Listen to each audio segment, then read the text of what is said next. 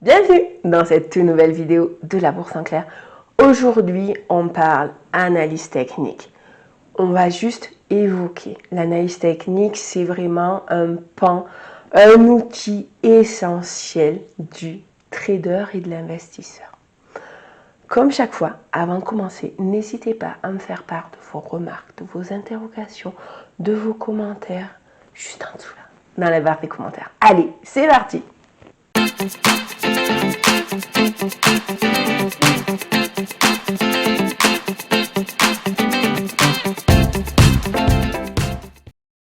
Quel est le but de l'analyse technique?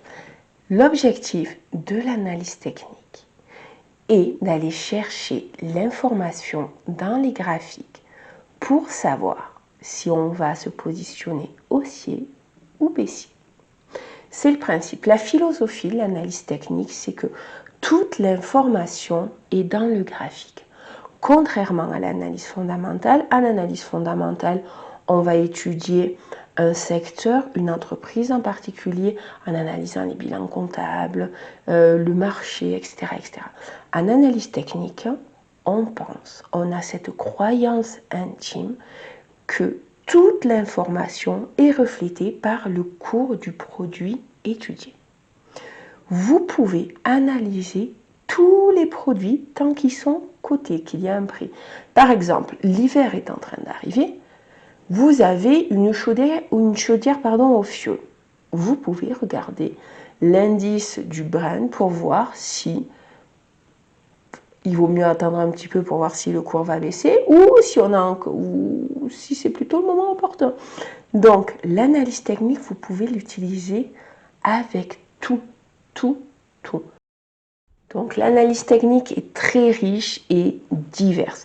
Par exemple, l'analyse technique, vous pouvez avoir l'analyse technique discrétionnaire ou automatique. Discrétionnaire, c'est-à-dire que c'est vous qui allez prendre les décisions. Et automatique, c'est l'algorithme ou la programmation. Ça se base aussi sur l'analyse technique, sur l'information qu'il y a dans le cours du graphique. Donc, cette vidéo, on ne va pas voir tous les types d'analyse technique. On va voir les 4 plus gros morceaux, les plus importants, les plus connus, les plus utilisés. Et on va juste un petit peu les survoler pour vous permettre de mieux y voir, de mieux comprendre et de voir l'utilité des différentes approches. On commence de suite avec le chartisme. Donc, le chartisme, qui est une branche de l'analyse technique est un arbre très branchu. Donc, le chartisme fonctionne dans le repérage de formes. Donc, ces formes, qu'est-ce que ça va être? Ça va être, par exemple, le tête-épaule ou head and shoulder. Ça va être le rectangle, ça va être le triangle ascendant ou descendant, ça va être le diamant, ça va être la balle de fusil, ça va être la cup, il y en a plein. Alors, que recherchent les gens qui pratiquent le chartisme? Ce qu'on va rechercher, c'est savoir si on est sur une tendance qui va continuer ou si on arrive à la fin de la tendance et que ça va se retourner. Par exemple, le mouvement tête-épaule. Vous verrez, vous cherchez les noms Head and Shoulder, Flag, tout ça, vous avez plein de représentations sur le net. La tête-épaule vous explique qu'on arrive à la fin de la tendance et que ça va se retourner. Alors, comment ça fonctionne? Les fonctionnements sont différents selon que vous ayez une tête-épaule, un diamant, etc., etc. La tête-épaule va vous dire, on arrive au bout. Le retournement potentiel, c'est la hauteur qu'il y a entre les épaules et la tête. Et, chose qui est un petit peu moins abordée, c'est que non seulement dans la figure chartiste, vous allez avoir l'indication de retournement, le potentiel de gain, mais également le temps que vous devrez accorder une fois que le mouvement se lance. Je m'explique. Par exemple, dans le tête-épaule, vous savez que entre les épaules et la tête, c'est l'objectif de gain que vous pouvez définir. Mais il y a une autre information qui est beaucoup moins partagée, c'est le temps. Prenons par exemple une tête-épaule qui s'est dessinée sur 30 jours. Une fois que le mouvement est lancé de retournement, la tête-épaule nous explique que la moitié de la taille, soit 15 jours dans notre exemple, il faudra que ce mouvement, ce retournement se fasse sous 15 jours. C'est pareil pour, vous avez exactement les mêmes temporalités sur le rectangle, sur le double top. Vous avez cette temporalité, le temps qu'on va accorder à la figure. Donc le chartisme va vous donner des informations sur si on est face à un retournement, une continuation de tendance. La continuation de tendance, c'est le flag par exemple. L'objectif que vous pouvez atteindre, mais également le temps que vous pouvez accorder. Le problème majeur du chartisme, c'est qu'il faut arriver à repérer ces figures. Personnellement, ça fait des années que je fais de l'analyse technique et le diamant, c'est vraiment par exemple la figure qui ne me parle absolument pas. Donc c'est le problème du chartisme, c'est qu'il faut vraiment que la figure soit super bien dessinée. L'autre petit bémol qu'il y a pour le chartisme, c'est que le chartisme fonctionne très bien sur des grandes unités de temps. Donc ça a super bien fonctionné sur du graphique months, sur du graphique week, sur du graphique année et sur du graphique day. Sur les temporalités plus courtes, le chartisme ne donne pas des résultats, personnellement, de mon expérience, donne pas des résultats super génialissimes. Voilà. Par contre, sur les unités de temps très longues, le triple bottom, le double top, enfin les mouvements comme ça, sur des unités de temps months, mais c'est du pain béni. Donc maintenant, on va passer au deuxième type d'analyse technique que sont les bougies ou chandeliers japonais. Allez, c'est parti! Les bougies japonaises. Alors ça, c'est le classique. C'est ce qui va dessiner vos graphiques. Donc, les bougies japonaises donnent une information. Elles ont ça de magnifique. C'est qu'elles vont vous donner une information dans une temporalité donnée. C'est un outil de base, c'est un basique de l'analyse technique. La lecture des bougies japonaises. Ça fonctionne aussi bien avec des grosses unités de temps que des petites unités de temps. C'est vraiment le 4-4 de l'analyse technique. Il faut que vous maîtrisiez la lecture des bougies ou des chandeliers japonais. Donc, pareil, comme dans le chartisme, il y a les bougies qui vont, hop, vous signifier qu'on est dans une tendance. C'est parti, on la suit, on la prend, on la surfe. Et puis les bougies de retournement. Donc les bougies de retournement, ça va être les étoiles du matin, les étoiles du soir, les dojis, les marteaux, les pendus, voilà. Donc pareil, vous trouvez ça sur internet, vous tapez chandelier japonais. L'objectif, vraiment, dans la bougie, c'est de respecter l'unité de temps qu'elle symbolise. Si vous analysez une unité de temps 1 heure, attendez que votre bougie 1 heure soit clôturée. Si vous analysez des unités de temps en day en bougie, pareil, on attend que la bougie soit clôturée. On a l'information de la bougie une fois qu'elle est clôturée. Tant qu'elle n'est pas clôturée, on n'a pas l'information. Gardez à l'esprit qu'en analyse technique, on va chercher de l'information. On veut de l'information de première main. Les bougies, les chandeliers japonais sont vraiment l'information la plus pure que vous pouvez trouver pour prendre vos décisions. Maintenant, on va passer au troisième et non des moindres système d'analyse graphique. Allez, c'est parti. L'autre basique, c'est support, résistance, tendance. C'est l'autre élément qu'il vous faudra maîtriser. Alors, tendance, on a 3 types de tendances. La tendance haussière, la tendance baissière et la tendance neutre. Comment ça va se passer? Comment on travaille ça en trading? Ça va dépendre si vous faites du day trading ou du swing trading ou même de l'investissement. En swing trading, quand on a une tendance haussière qui est lancée ou baissière, on ne se prend pas la tête. Le but, c'est de la prendre et de la suivre. day trader va plutôt travailler le canal ascendant, descendant ou horizontal. Alors, qu'est-ce un canal? Un canal, c'est deux lignes que vous tracerez. Et qu'est-ce qui va se passer? C'est comme si vous aviez une balle de tennis, par exemple, dans une pièce et que vous faites taper. Le cours, généralement, va taper entre ces lignes, que ce soit un canal ascendant, descendant ou horizontal. Le cours va bouger dans ce canal. Donc en day trading, comme on va plus bouger qu'un swing trading d'heure, on va par exemple, quand on arrive sur une tendance haussière sur le haut du canal, prendre le bénéfice, attendre que le cours retravaille le bas du canal pour se repositionner à la hausse.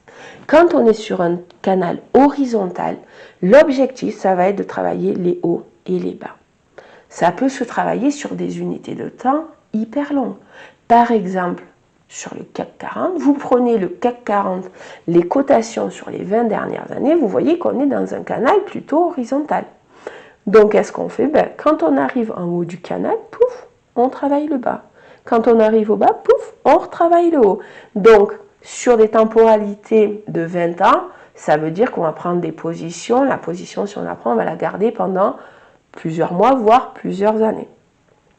L'autre élément et outil essentiel sont les supports et résistances. Alors, c'est quoi? C'est juste des droites que l'on trace. Quand vous avez un graphique, vous pouvez aller checker. Vous regardez des graphiques et vous allez voir qu'il y a des zones où les points, où ça stagne, voilà, où vous voyez qu'il y a des marques, des endroits où ça ne veut pas passer au-dessus, où ça ne veut pas passer en dessous. Ça, ce sont des zones de support et résistance. Comment on les travaille? Par exemple, on peut utiliser un support et résistance pour mettre un stop ou pour définir un objectif de gain. Pour mettre un stop, il vaut mieux, généralement, quand vous avez une zone, par exemple, vous avez une zone à 10, vous allez mettre 11, voire 11 et demi. Pourquoi? Parce que souvent, avant qu'il y ait un retournement de tendance sur, par exemple, une résistance, parfois, il arrive que ça déborde un peu. L'objectif, c'est de profiter du retournement de tendance sans être pris. Et pareil, quand on définit un objectif de gain avec les supports et résistances, l'objectif, c'est de placer un petit peu avant. Quand on est dans des tendances bien marquées, vous ne serez pas les seuls à les avoir vus, ces supports et ces résistances, ces points de prise de bénéfice ou de stop. Donc, il vaut mieux aller chercher son objectif un petit peu avant. Ou quand on arrive sur la zone, mettre un stop suivant. Maintenant, nous allons parler des indicateurs. Allez, c'est parti. Les indicateurs dans l'analyse technique. Alors là, c'est là où on voit vraiment la créativité des traders. Des indicateurs, mais vous en avez, mais à l'appel. À l'appel. Alors les classiques, ça va être les moyennes mobiles. Ça va être le RSI, les Bollinger Bands, les MACD, les RSI. Le problème qu'on va avoir avec les indicateurs, c'est que ce n'est pas de l'information de première main. C'est de l'information d'occasion. Étant de l'information d'occasion, voilà.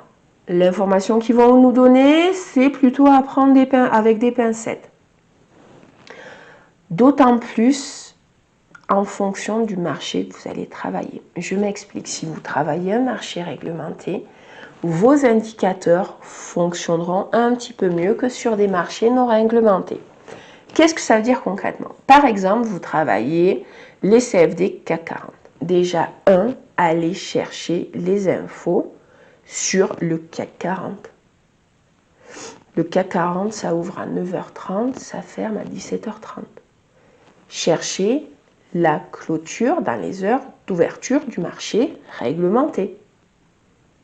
Le broker, après, il fait des variations avec ses carnets d'ordre à lui, pas spécialement les carnets d'ordre de tout le marché. Donc, cherchez l'information dans un marché coté sur le marché coté réglementé. Sur les marchés non réglementés, l'archétype, c'est le Forex. les indicateurs vont beaucoup moins bien fonctionner.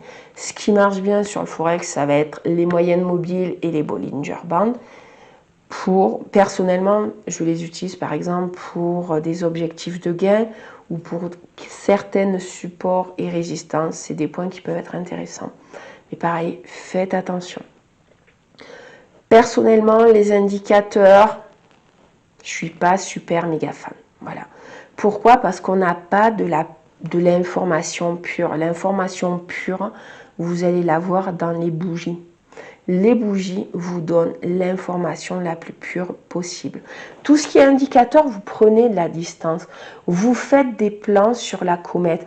Vous avez des angles beaucoup trop aléatoires. Donc, faites attention. Si vous commencez à avoir besoin d'utiliser le chartisme, plus les chandeliers japonais, plus ci, plus ça, plus vous allez multiplier les sources d'informations, plus vous allez vous planter. Je m'explique.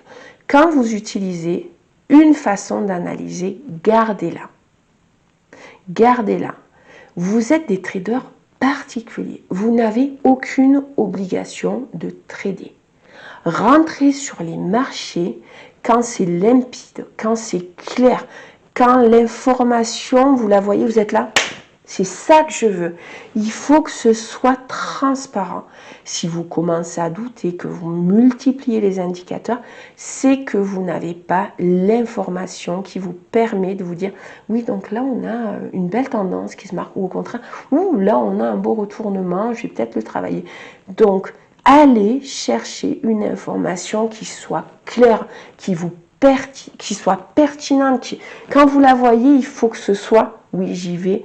Je fonce. Si vous commencez à douter, c'est que l'information n'est pas claire pour vous. Elle sera peut-être claire pour moi et pas pour vous. Ou au contraire, elle sera très claire pour vous et pas pour moi. C'est le côté positif en trading, c'est qu'on a des visions différentes. Quand c'est hyper clair, il faut en profiter, on y va. Cherchez vraiment la clarté. Quand vous analysez, il faut que ça coule de source. Si vous voyez que ça commence un petit peu à être un petit peu compliqué et tout, attention, faites attention. Vous resserrez vos stops ou baissez votre effet de levier, mais faites attention. Travaillez uniquement quand c'est clair comme de l'eau de roche. Sur ce, je vous dis à la semaine prochaine pour une nouvelle vidéo de la Bourse en clair. Ciao, ciao!